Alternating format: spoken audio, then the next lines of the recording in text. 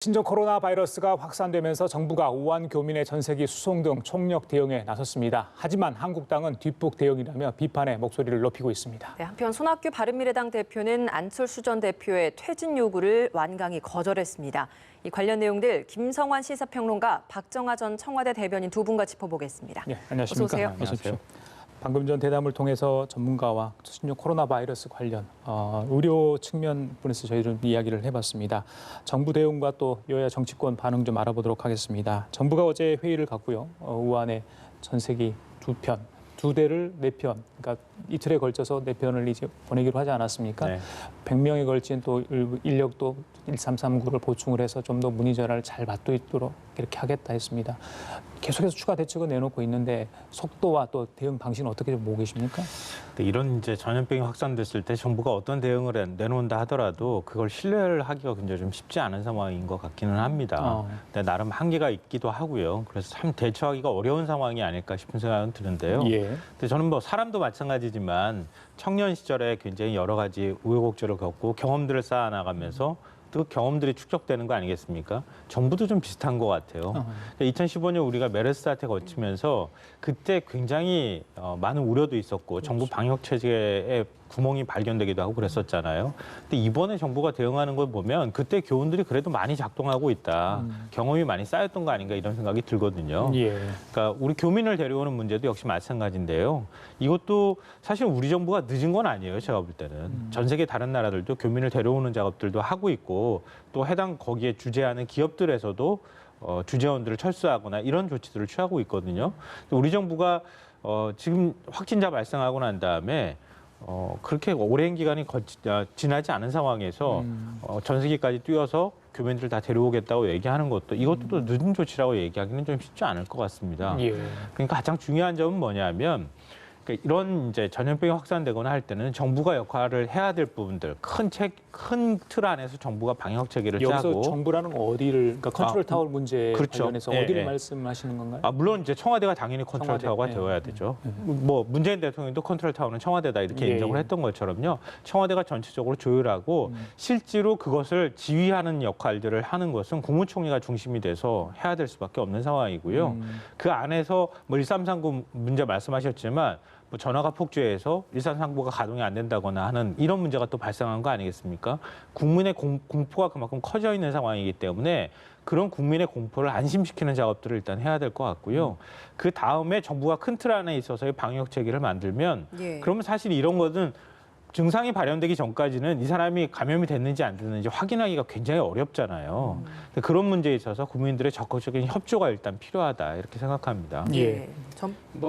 처음에 뭐 시작이 되면서 요 며칠 최소 질병관리본부를 중심으로 한 우리 공직사회, 일반적인 공직사회에서는 최선을 다하고 있는 거로 보여집니다. 뭐 다소 늦은 감은 있지만은 그런 게 있지만 우리가 요 며칠 사이에도 굉장히 혼선들이 있었잖아요. 일단 뭐 1339 문제도 있고 곧 오게 될 우한 교민에 대한 뭐 수용시설 문제도 있고 그다음에 뭐 계약 시점 관련도 약간의 혼선이 좀 있는 것 같고요. 이런 것들이 보면 생각지 않은 일들이 계속 많이 발생할 수 있거든요. 이러려면 정부가 최대한 지원을 많이 준비하고 좀 더 많은 부분들을 범부처적으로 대처를 하려고 해야 되는데 이러기 위해서는 좀 전에 얘기 나왔던 것처럼 컨트롤 타워를 분명히 해야 된다고 생각합니다. 근데 아직까지는 청와대나 총리실도 그렇고 이 일반 공직사회와는 별도로 분명하게 그 책임 소재나 이 권한이나 그 대응 체계를 분명히 하고 있지 않은 것 같아요. 근데 뭐 현 상황에서 저는 청와대가 컨트롤 타워가 돼서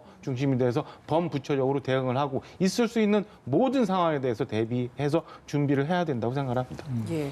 사실 정세균 총리 취임한 지 얼마 안 됐는데 이렇게 일이 터지다 보니까 이번 이런 위기 관리 대응에 대한 좀 시험대가 되지 않았나 이런 생각도 듭니다. 우리가 이제 세월호 사태를 겪고 난 다음에 그 이후부터 국민 안전에 대한 국민들의 인식이 굉장히 높아졌거든요. 또 기대 수준도 높아져 있는 상황입니다. 그러니까 이낙연 국무총리를 보면 전 국무총리를 보면 될 것 같아요. 그러니까 2017년 8월이었었죠. 그러니까 취임 3개월쯤 됐을 때 그때 살충제 계란 사태가 터집니다. 그러니까 그 파동이 일어났을 때 그때부터 이낙연이라고 하는 존재감이 드러나기 시작했거든요. 그러니까 우리가 이제 흔히들 좋은 의미로도 쓰고 나쁜 의미로도 쓰는 군기반장이라고 하는 표현들이 등장하기 시작하고 그리고 이제 강원도 산불이라든가 아니면은 아프리카 돼지 열병 이런 문제들을 겪어가면서 아 총리가 이런 부분에 대해서 일일이 다 챙기는구나. 깨알 수첩에 적어가지고 그런 것들을 일일이 자상하게 챙기고 국민들의 안전 문제를 정부가 좀 책임져 가는구나 하는 모습들에 대한 국민적인 신뢰감이 생겼거든요. 그게 곧 이낙연 전 총리의 어떤 그 지지도도 영향을 미치는 그런 요인이 됐기 때문에 이번에 정세균 국무총리가 이번 문제를 어떻게 처리하느냐에 따라서 정세균 국무총리에 대한 국민들의 신뢰도 높아질 것이고 예. 뭐 장기적으로 보면은 대권 주자로서의 어떤 인식이나 이런 것들도 만들어지지 않을까 싶습니다. 실상은 어떻게 되는지 모르겠습니다만 지금 뭐 청와대 이미 70명이 총선 나간다고 해서 반붕괴돼 있는 상태라고 저는 보여지는데 그리고 뭐 주요 보직은 아직 후임자도 나오지 않은 상태. 과연 청와대가 얼마나 컨트롤 타워 역할을 제대로 할 수 있는지 의심스러운 상황이고요. 정세균 총리 이제 임명된 지 얼마 안 됐어요.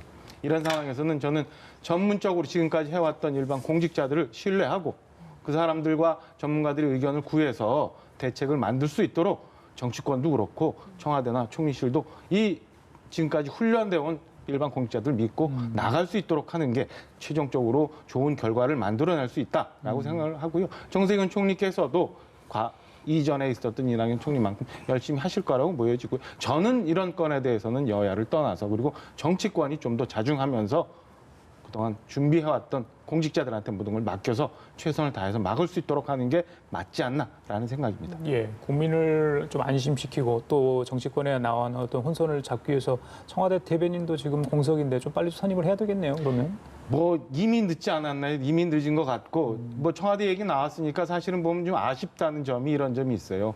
그 대통령께서는 연휴 마지막 날 27일 날 전수조사 3천여 명에 대해서 전수조사를 해라 지시하시고 어제 중앙의료원 방문을 하셨잖아요.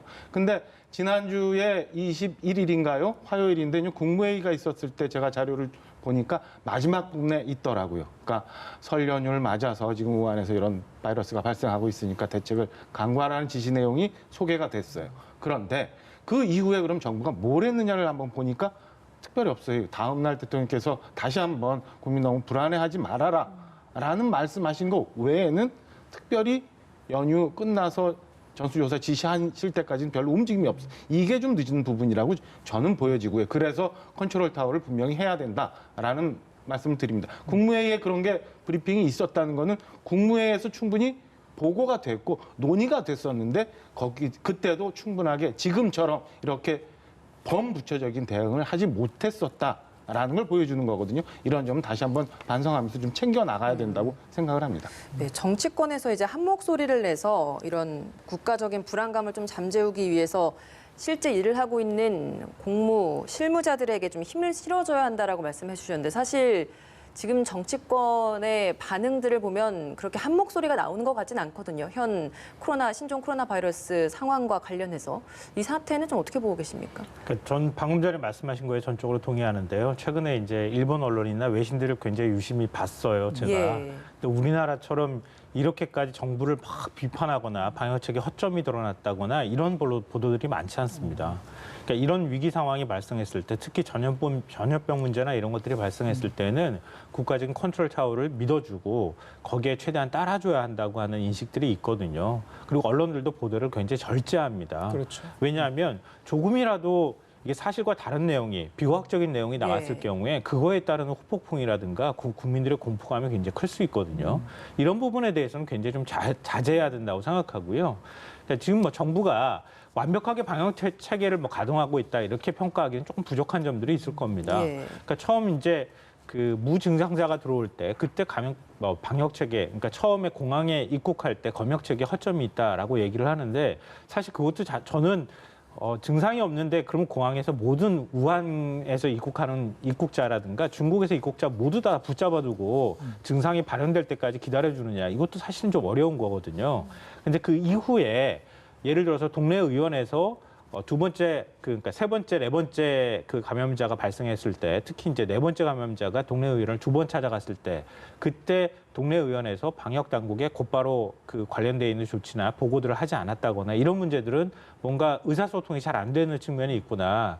이런 부분들은 아마 문제로 지적될 수 있을 거예요. 근데 그렇다고는 생각되지만 그렇다 하더라도 질병관리본부를 중심으로 해서 또 컨트롤타워를 중심으로 해서 정부의 대처를 좀 믿고 거기에 따르는 행동 요령에 따라서 행동할 수 있도록 예. 일관된 행동이 이루어질 수 있도록 만드는 게 대단히 중요하다고 생각하고요. 예. 정치권도 가급적이면 이럴 때 뭔가 정부의 대응에 문제가 있다고 자꾸 비판만 하려고 하지 말고 정부가 제대로 이런 문제들에 대처할 수 있도록 도움을 주는 방향으로 하는 게 책임 있는 모습이고요.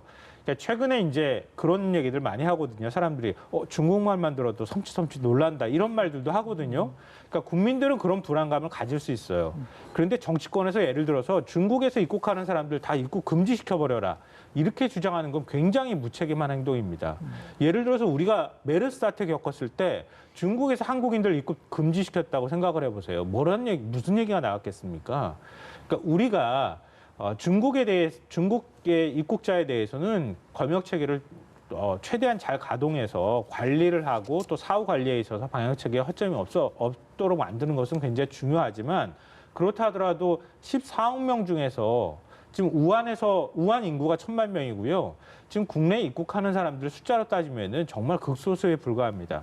이것은 일종의 말하면 차별적인 구분짓기에 해당될 수도 있거든요. 예. 그러니까 이런 부분에 대해서 이 중국 전체를 우리가 하나의 덩어리로 생각하고 그것에 대해서 대처하라 이렇게 얘기하는 것은 제가 볼 때 야당으로서 굉장히 무책임한 행동이라고 예. 생각합니다. 확산이 안 됐으면 좋겠는데요. 총선이 4월 15일입니다. 그 전에 뭐 이게 다 사그리 좀 사라졌으면 좋겠는데 지금 예비 후보들 이렇게 유권자들 만나는데 이 신종 코로나 바이러스 때문에 접촉을 할 수 없어서 굉장히 애를 태우고 있다 이런 이야기도 있습니다. 이게 혹시 장기화됐을 경우에 그러니까 이거 총선 국면이잖아요. 이걸 또 예비 후보들이 어떻게 활용할지도 모르겠습니다만 어떻게 보십니까? 유권자들 한 사람이라도 더 만나야 되는 예비 후보들 입장에서 굉장히 답답한 상황일 거예요. 우리가 지지난 지방선거인가요? 그때는 이제 세월호 때문에 전혀 선거 운동을 할 수 없는 상황이었고 지난 총선 때도 얼핏 보니까 그때도 사드를 어느 지역에 배치하느냐로 논란이 좀 됐더라고요. 딱 1월 요 시점에. 예. 그러니까 정치권에서는 우선 그 국민들의 지역적으로 나올 수 있는 소위 말하는 님비 현상 같은 거 이런 거 설득하는데 우선 앞장서야 되는 게 맞고요. 서로 간에 이거 가지고 정치 공방할 때는 아니라고 봅니다. 당장 우한에서 오는 교민들 어디 수용해야 되는지도 뭐 논란이 많은데 이런 거 국민들 설득해야 되고요. 각 지역별로 있는 유권자들 힘들겠지만 그래도 뭐 어제 보니까 어느 회의에서 야당은 뭐 마스크 쓰고 손 씻는 거 이거 하는데 나머지 내용은 잘 안 들려요. 근데 그 화면은 보이더라고요. 그마저라도 조금 국민들한테 도움이 될 수 있는 부분이 있다면 우리 예비후보 등록하신 분들도 그런 거 알려주고 그다음에 이럴 때일수록 더더욱 그 이상한 뉴스 그다음에 국민들 어렵지 않게 생각할 수 있는 안심시켜주는 역할을 하면 예. 그게 국민들한테 이 후보가 적당한지 안 하는지 판단하는 근거가 또 될 수 있다고 저는 생각합니다. 그런데 집중해도 될 거라고 보여지고요. 알겠습니다. 예, 알겠습니다. 민주당 이야기를 좀 해보도록 하겠습니다. 어제 하위 20%에 해당하는 현역 의원들에 대한 명단을 개별 통보했습니다. 뭐 예상한 대로 공개를 하지는 않았는데 사실 이 통보한 날 어제 원종건 씨 미투 파문 이후에 이제 자기의 자격을 자진 반납하는 일이 있지 않았습니까? 이 때문에 이걸 통보를 하면서 새 물로 교체를 해야 하는 그 시도를 하는 첫 시작이었는데 이게 이렇게 되다 보니 지도부 입장에서도 굉장히 좀 난감하지 않았을까라는 생각이 듭니다. 근데 집권 여당에서요 총선 치르기 굉장히 어렵습니다. 더군다나 이제 우리나라 같은 경우에 총선은 회고적 투표다 이렇게도 말하거든요. 정권 심판론이 작동할 가능성이 매우 높습니다. 그러니까 그런 선거를 치르는 데 있어서 여당에서 악재를 최대한 줄이는 게 선거 전략이 될 수 있거든요. 뭘 잘하느냐보다 뭘 못하는 일을 안 하는 게 굉장히 중요한데 지금 민주당을 보면은 자꾸 잡음이 생기거든요. 예. 이건 제가 볼 때 지지율에 굉장히 악영향을 미칠 가능성이 굉장히 높다고 생각하고요. 특히 이제 나중에 가서 유권자들이 투표를 할 때, 투표를 직접적으로 행위를 할 때 영향을 미치는 요인들로 우리가 호감도보다 비호감도를 많이 얘기하거든요. 그럼 비호감도를 높이는 데 있어서 굉장히 중요한 게 영향을 미칠 수 있을 것이다. 특히 원종건 씨 같은 경우에는 청년이라고 하는 지금 이제 투표 연령도 한 살 낮아진 상황이기 예. 때문에 청년층의 투표가 굉장히 좀 중요해진 상황이거든요. 이럴 때 청년층 투표 표심에 영향을 미칠 수도 있는 사안이어서 일단은 빨리 조치를 취하기는 했지만 그래도 검증을 철저히 못했다고 하는 비난은 피하기 어려운 상황이다. 그러니까 민주당이 이번 총선을 치르는 데 있어서 바짝 긴장해야 되는 하나의 요인이 되고 있다라고 생각합니다. 근데 사실 현역 의원들 입장에서는 본인들 자리가 이제 자리를 빼내고 그 자리에 이제 새 인물들을 넣겠다라는 건데 그 첫 영입 인재, 두 번째 영입 인재가 이런 파문이 있다 보니까 오히려 그 20%에 해당하는 의원들의 반발이 예상보다 더 커지지 않겠는가 이런 예상 있거든요. 저는 이렇게 두 가지를 연결해서 사고하는 것은 조금 좀 그거는 연결짓기 좀 어려운 측면이라고 생각하는데요. 물론 이제 지금의 그 총 선거를 치를 때 시대 정신이라는 게 있거든요. 그러니까 이번에는 이제 세대 교체론도 얘기가 나왔고요. 청년층의 어떤 의견을 좀 더 대변을 적극적으로 해줄 필요가 있다. 왜냐하면 20, 30대 국회의원이 한 1%도 안 되거든요. 손가락으로 5손가락으로 아마 꼽아야 될 상황이 아닐까 싶은데요. 이건 너무 지나친 거 아니냐라는 얘기도 있고 그렇기 때문에 세대 교체가 이루어지는 데 있어서 청년층을 뭐 적극적으로 영입한다고 하는 의미는 있지만 아직까지 단정하기는 어려워요. 왜 무슨 얘기냐면은 비례나 아니면은 뭐 과거 선거를 보면은 영입을 할 때 여성, 청년 그리고 장애인 전문가 이렇게 다 했어요. 이번에는 스토리를 조금 더 부각했기 때문에 그게 더 도드라져 보인 것이지 실제로 또 이전에 어떤 그 공천을 하거나 이렇게 했을 때보다 확연하게 뭔가 구조적으로 달라졌다고 보기에는 좀 어려운 측면이 있거든요. 그렇기 때문에 그것 때문에 이번에 원종건 씨 문제 때문에 뭐 기존의 국회의원들을 물갈이하는 것을 뭐 반발이 나온다거나 이렇게 해석하는 것은 연결 지점이 조금 부족하지 않을까 알겠습니다. 싶습니다. 우리 김성환 평론가 말대로 그럼 따로따로 좀 질문을 드릴게요. 하위 20% 해당되는 의원들 불출마 선언으로 이어질까요? 물론 이의 신청을 일부에서 한 분도 있다. 이의 신청도 이런 있고 좀 전에 얘기했던 것처럼 굳이 연관시키면은 반발도 있을 거라고 저는 보여집니다. 근데 현실적으로 보면은 불가피한 점이 어떤 거가 있냐면 우리 김성환 평론가가 현역 의원이시고 제가 지역구에 도전하는 신인인데 제가 가점을 20%를 받고 김성환 평론가께서 감점을 20%를 받더라도 6대 4의 그 비율로 투표를 하게 되면 48대 48이 똑같아요. 점수가 20점이 높아지고 점수가 20점이 깎이는 게 아니기 때문에. 근데 현역과 신인이 지역구에서 6대 4가 과연 될 수 있을까?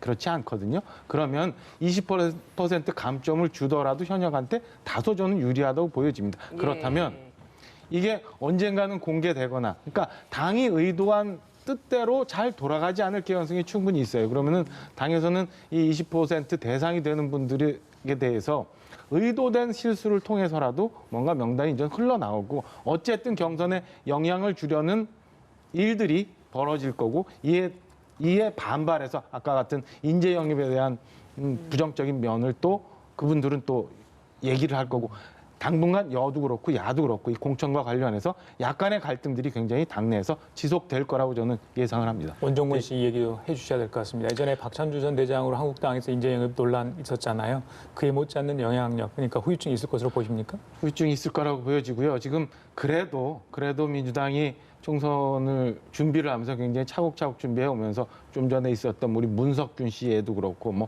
빨리 종료를 시키려고는 하고 있습니다만은 저는 영향이 좀 갈 거라고 보여집니다. 근데 양쪽이 다 문제가 있는 것 같아요. 우선은 영입하는 쪽에서도 너무 날거루 먹으려고 하는 것 같아요. 이미지만 안 가지고. 가령 뭐 기업체도 아주 우수한 인재라고 맞는 인재라고 뽑아도 한 4, 5년이 지나야 사실은 그 인재를 기업에서 좋게 잘 활용할 수 있는데 정당에서는 너무나 그냥 이미지만 먹고 그다음에 그 인재가 그 후에 어떻게 커가는지 어떤 역할을 해서 당이 기여하는지에 대해서 고민 안 하고 받아들인 경우 있고 사실 저런 사생활까지 검증하기 쉽지 않아요. 안 돼요.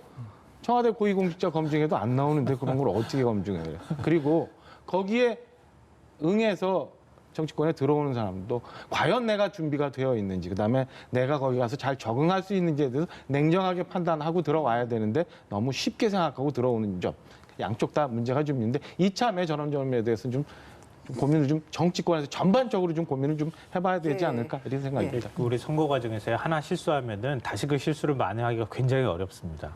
왜냐하면 민주당 입장에서는 그동안에 선거 전략을 만들어 오면서 지금 이 시점에서는 인재 영입을 어떻게 발표하고 어떻게 국민들을 움직이고 난 다음에 그다음에는 어떻게 물갈이를 하고 이런 아마 계획들을 다 짰을 거예요.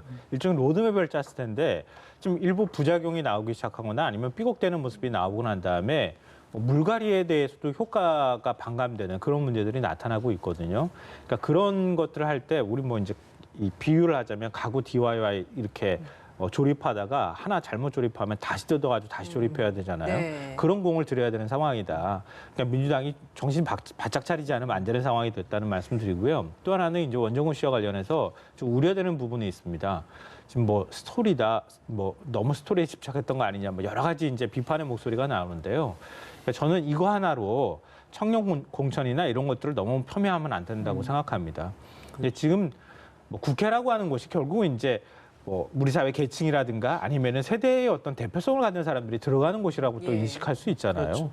어떻게 모든 경험을 다 갖고 있는 사람이 국회에 들어가겠습니까? 그러면 국회에 있던 사람만 정치해야 되는 것이죠. 그러니까 초선 의원이 서툰 것처럼 청년 세대들도 서툴 수 있다. 근데 그 서툴음을 통해 가지고 오히려 더 다른 것들을 얻어낼 수 있는 가능성이 있거든요. 예를 들어서 지난번에 유치원 3법 통과시킬 때 저는 2030 세대가 국회의원 중에 한 30%만 차지했었더라도 그렇게 힘들게 통과됐을 거라고 생각하지 않습니다. 교육 문제도 달라질 거라고 생각하거든요. 그러니까 그런 거예요. 그러니까 다 자식들 키운 세대들이 들어가서 별로 체감하지도 못하는 정책들 만드는 것보다는 좀 서툴더라도 잡음이 있더라도 자기의 문제로 인식하는 세대들이 국회에 들어가서 그 안에서 뭔가 문제를 만들고 또 경륜 있는 국회의원들이 그걸 또 도와주면 되잖아요. 당에서도 또 지원해주고. 그러니까 지금 몇 명 청년들 영입했을 때 나타나는 문제나 이런 것들을 너무 확대 해석하지 말라. 예. 이번에 청년 세대 공천 문제라든가 어떤 세대별 공천에 관해서 고민한다고 하면은 그 근본적인 고민 자체를 뒤바꾸지는 마라. 좀 더 적극적으로 공천하는 작업들을 앞으로도 하라라는 말씀을 좀 드리고 싶습니다. 예.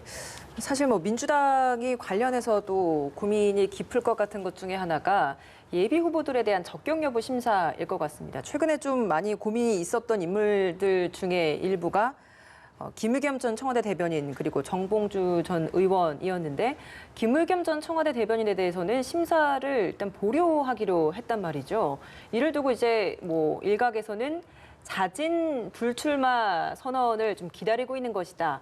그러고 있는데 김의겸 전 대변인은 그래도 계속 출마 의지를 강행하고 있는 상황이거든요. 앞서도 말씀드린 것처럼 민주당이 이제 준비를 많이 해오면서 사실은 후보 적격 심사도 그전엔 저는 잘 기억 못하는 제도인 것 같아요. 그러니까 예비 후보 등록해서 공천 심사할 때야 후보 심사를 하지만 이 미리 이렇게 예비 후보 등록 단계에서 예. 적격 심사한 게 흔치 않았던 것 같은데 그렇게 준비를 많이 해왔는데 이런 악재들이 좀 생겨 나오고 있는 거거든요. 저는 어떤 식으로든 당에서 우리 김의겸 전 대변인께 의사가 전달됐으리라고 보여지고요. 김의겸 대변인도 그에 대해서 좀 고민하고 있을 거라고 보여져요. 물론 어제 어떤 길이라도 뚫고 나가겠다는 예. 얘기를 했습니다만 김의겸 전 대변인이 만약에 후보가 돼서 민주당의 공천을 받아서 국민들한테 표를 구하는 상황이 간다면 그 미치는 전체 전국 상황에서의 총선에 미치는 영향이 크기 때문에 김의겸 전 대변인도 그렇고 뭐 정봉주 전 의원도 그렇고 저는 어떤 식으로도 본인한테 연락이 됐을 거고 그 마지막 여기가 부적격이다라고 해서 완전히 낙인을 찍는 이런 타격을 안 주기 위해서 시간을 주고 있는 거 아닌가라고 저는 해석을 합니다. 예. 근데 이게 그 당에서 고민하는 게 몇 가지 있을 거라고 저는 생각해요. 예. 정봉주 전 의원은 별로 그렇게 저는 민주당 입장에서 고민이 안 될 것 같아요. 왜냐하면 아직까지 형이 확정되거나 뭐 아니면 무죄 판결을 받은 건 아니잖아요. 1심 결과만 나왔고요. 1심에서 무죄 나왔지만 2심이 어떻게 될지 아직 알 수 없는 상황입니다. 당에서 정봉주 전 의원한테 얘기할 수 있는 명분이 충분히 있고요. 그리고 본인이 또 예비후보 등록도 하지 않았다 그래요. 그러니까 검증 과정에서 걸러낼 수 있다. 명분을 가지고. 근데 김의겸 전 대변인 같은 경우에는 고민이 있을 수밖에 없는 게 뭔가 이렇게 여론조사를 돌리거나 지역 여론을 보면은 김의겸 전 대변인이 잘 나온다는 얘기가 제가 듣기로는 있거든요. 근데 그렇게 될 경우에 지금 호남의 여론을 어떻게 할 것인가가 굉장히 중요한데 지금 안철수 전 대표도 있는 상황이죠. 예. 호남이 뭐 대한신당도 있죠, 민주평화당도 있죠. 근데 특히 이제 전북 같은 경우에 민심을 어떻게 잡을 것인가가 굉장히 중요한데 다른 누군가가 대안이 있느냐 없느냐 이게 굉장히 고민스러운 지점이 아닐까 싶어요. 그렇기 때문에 결정을 잘 못 내리고 좀 시간을 끄는 모습들이 나타나고 있는 거 아닌가 싶은데요. 그러니까 제 개인적인 의견을 만약에 물어보라고 한다 그러면 저는 그냥 빨리 그만두시라. 빨리 결단을 하시라 이런 말씀 좀 드리고 싶은데요. 왜냐하면 결국 국민들이 부동산 정책의 문제로 할 수밖에 없는 상황이고 본인은 좀 억울한 측면이 저는 있을 거라고 생각하고 또 제가 개인적으로 생각할 때 이해할 수 있는 측면은 있다 하더라도 예. 그래도 비춰질 때는 그렇게 비춰지지 않는다. 예. 그러니까 결국 청와대에서 대변인을 그만둘 때도 대통령한테 부담을 줬던 거고 예. 그리고 이번 선거에도 본인으로 인해서 당에 만약에 부담스러운 상황이 된다고 하면 여러 가지 억울하고 뭐 이런 측면이 있다 하더라도 본인 스스로가 결단을 내리는 게 저는 필요하다고 생각합니다. 예, 진성준 검증위원장도 적극적으로 이거 관련해서 정치적 고려 아니다. 끝까지 좀 확인을 해보겠다 이런 뉘앙스를 남겼습니다. 김 평론가는 출마냐 불출마냐라고 했을 때 불출마를 권하고 싶다 이런 말씀이신 것 같아요. 바른미래당 얘기 좀 하겠습니다. 어제 손학규 대표와 안철수 전 대표 만났는데 그 전날 했었던 그런 제안들을 다 그러니까 퇴진하지 않겠다 사실상 뭐 CEO 자르는 것처럼 이렇게 나를 나가게 하느냐 이런 뉘앙스 아니었습니까? 결국에는 분당 돌아올 수 없는다. 지금 오늘 잠시 후에 안철수 전 대표가 기자회견을 통해서 바른미래당을 탈당할 거다 이런 지금 얘기가 지금 들려오고 있는 상황이거든요. 그 탈당이 무슨 의미가 있나 좀 그렇게 생각해요. 좀 제가 너무 시니컬하게 얘기하고 있는지 모르겠는데요. 네. 바른미래당이 그 정도로 세력이 큰 것도 아니고요. 솔직히 말씀드려서 의원들이 그렇게 또 엄청나게 많은 당도 아닙니다. 예를 들면 이런 거예요. 안철수 전 대표가 외국에서 뭐 1년 한 4개월 정도 휴직일을 갔다 들어왔습니다. 들어오면 손학규 전 대표가 못마땅하거나 책임을 좀 져야 한다고 생각한다 하더라도 그럼 모양을 만들 때 당을 품어안거나 이렇게 할 필요가 있거든요. 근데 손 전 대표를 딱 만나서 하는 말이 이제 그만두십시오. 비대위원장 제가 하겠습니다. 이렇게 얘기하면 손 전 대표 입장에서 그거 받을 수 있겠습니까? 정치 경륜으로 보면 손 전 대표가 손 대표가 훨씬 더 많지 않습니까? 그러니까 그거를 모양을 하나 못 만든다? 좀 사전에 뭔가 있어야 된다. 물론 사전에 그런 미리 이야기죠. 얘기는 했을 거라고 생각해요. 그래요? 그리고 난 다음에 마지막 경고의 메시지를 공개적인 자리에서 주고 싶은 뭐 이런 걸 주고 싶었다고도 생각할 수 있겠지만 예. 그렇다 하더라도 그렇게 모양을 만들어서 비춰지는 게 국민들한테 어떻게 보이는가 이걸 생각해야 되지 않을까 싶어요. 그런데 안 전 대표가 들어와서 나가십시오. 나 못 나가겠습니다. 이런 모양을 만드는 게 이게 과연 리더십 있는 정치인의 모습으로 비춰질 것인가? 이거는 손 대표나 안 전 대표 모두에게 마이너스가 되는 문제다라고 생각하고요. 앞으로도 이런 문제가 뭐 어떻게 발생해서 또 당을 깨고 나오는지는 모르겠지만 당을 깨고 나오는 게 또 얼마나 큰 의미가 있는지는 솔직히 저도 의문입니다. 그러니까 이렇게 모양을 만들어가는 것은 양쪽 다 손해다. 만약에 진짜 합리적인 뭐 진보 세력을 같이 전부 품어 안을 만한 안 전 대표가 그랬잖아요. 호남 가가지고 그동안에 잘못한 점, 실수한 점 미안하다고 사과했잖아요. 예. 그럼 호남을 껴안고 싶으면 그 정도 손 대표를 비롯한 호남 세력의 주축이 된 당권파 그 정도 의원들을 못 품어 안습니까? 그러니까 그 정도 문제까지도 해결하지 못하면 앞으로 정치하기가 굉장히 어렵다고 하는 걸 보여주는 것밖에 안 된다. 그러니까 이걸 깨고 나오는 게 과연 얼마나 의미가 있는지도 저는 솔직히 개인적으로 의문이다라는 말씀 드리고 싶습니다. 반에서 딱 두 가지만 말씀드리면은 안 전 대표가 모양을 갖추기에는 그동안 손학규 대표가 너무 허언을 많이 하셨어요. 일단은 추석 지나면서 당 지지율이 10%가 안 된다 그만두겠다. 아니면 안철수 대표가 복귀를 하면 나 그만두겠다. 뭐 이런 것들이 너무 그동안 많았기 때문에 굳이 얘기 안 해도 될 수 있는 상황이 되어 있지 않나라는 거 하나. 두 번째는 바른미래당의 뭐 앞길이나 미래에 대해서 작년 봄부터 누누이 얘기했는데 작년 봄에 알 수 없는 패스트트랙 정국이 갑자기 생기고 그렇게 올라가면서 4+1 협의체가 생기고 이런 과정 속에서 손학규 대표가 지향하고 있는 정치적 종점은 분명히 있었다고 보여지고요. 이거는 지금 이미 떠난 새보수당의 유승민 대표 계열 그리고 지금 안철수 대표 계열과는 분명히 결이 다르다. 그래서 어제와 같은 결과가 불가피 나올 수밖에 없었던 상황이다라고 라고 말씀드리고 싶습니다. 그럼 앞으로 말씀하시죠. 안 전 대표는요, 얘기했잖아요. 그 국민의당하고 바른정당하고 합당했던 거고 잘못했다고 얘기하잖아요. 그리고 유승민 전 대표도 그렇게 인정했습니다. 잘못 결혼한 거라고.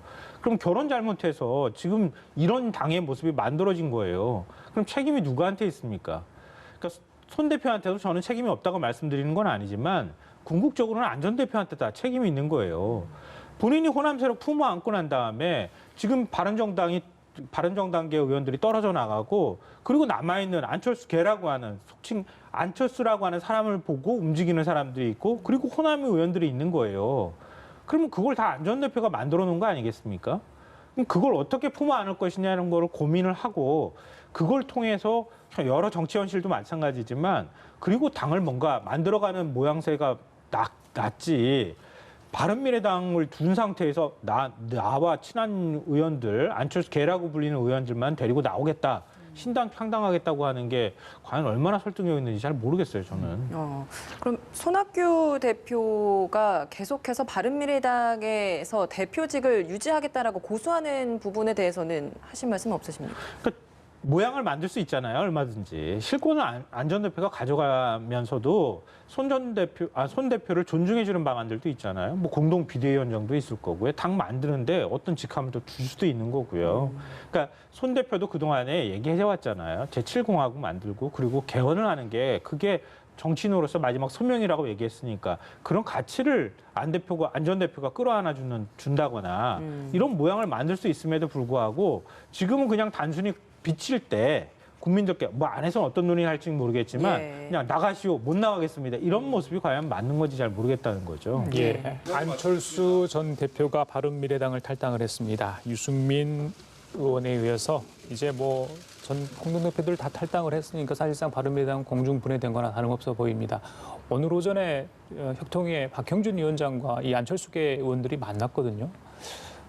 그런 이후에 기자회견을 했단 말이죠. 독자 신당을 만들겠다 하는데 혁통에서는 계속해서 뭔가 접촉을 하고 있는 것 같습니다. 같이 묶어서 좀 이야기를 부탁드릴까요? 글쎄요, 지금 뭐 혁통에서 얘기하는 안철수 전 의원 쪽에 내미는 손은 물론 안 전 대표가 오면 좋겠지만 안 와도 사실은 자유한국당이나 보수진영이 혁신하고 있다, 바뀌고 있다고 하는 이미지를 국민들한테 주기 위한 일종의 전략이 담긴 행동이다라고 생각하고요. 물론 오면 뭐 더 좋을 수도 있겠죠. 근데 안 전 대표는 제가 볼 때는 가기는 어렵다 이렇게 지금까지도 그렇게 생각하고요. 안 전 대표는 이번에 독자 생존하는 방향으로 아마 움직일 가능성이 굉장히 높다고 봅니다. 근데 그 안 전 대표의 길이 과연 무엇인지를 여전히 전 기자회견을 들으면서 좀 아직도 갸웃한데요.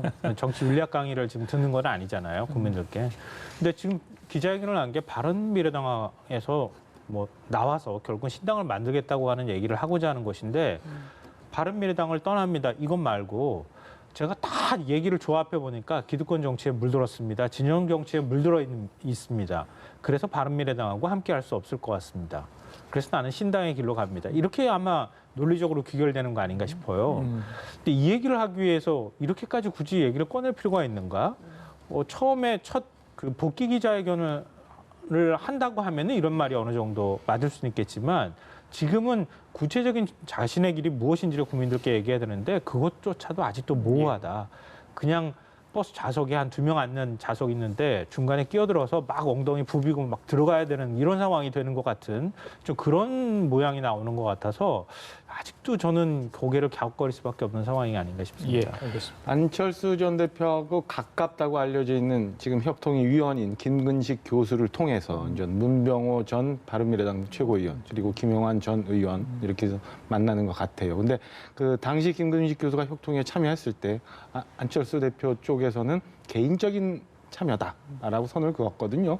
이번도 아마 그런 성격이 되지 않을까라는 생각이 듭니다. 그래서 안철수 대표로 상징되는 어떤 정치인의 상징을 사는 게 아니라 일단은 그거보다는 좀 비중이 떨어지는 분들을 만나는 거 아닌가라는 생각이고 그래서 안철수 대표가 합류하는 것만큼의 효과가 있는 건 아닌 만남일 거다라는 거 하나. 두 번째는 안 대표가 4년 전 국민의당 했던 것처럼 호남의 기반도 없고 그다음에 그 국민의당을 정당 투표해줬던 중도의 기반도 없는 상황에서 80여일 남은 총선 마지막 단계에 가서 안철수 대표가 지금처럼 계속 이렇게 독자 행보를 걸을지 아니면 갑자기 유턴을 할지 저는 아직도 지켜봐야 될 대목이라고 봅니다. 알겠습니다. 지금까지 김성환 시사평론가, 박정화 전 청와대 대변인 두 분과 함께했습니다. 말씀 감사합니다. 고맙습니다.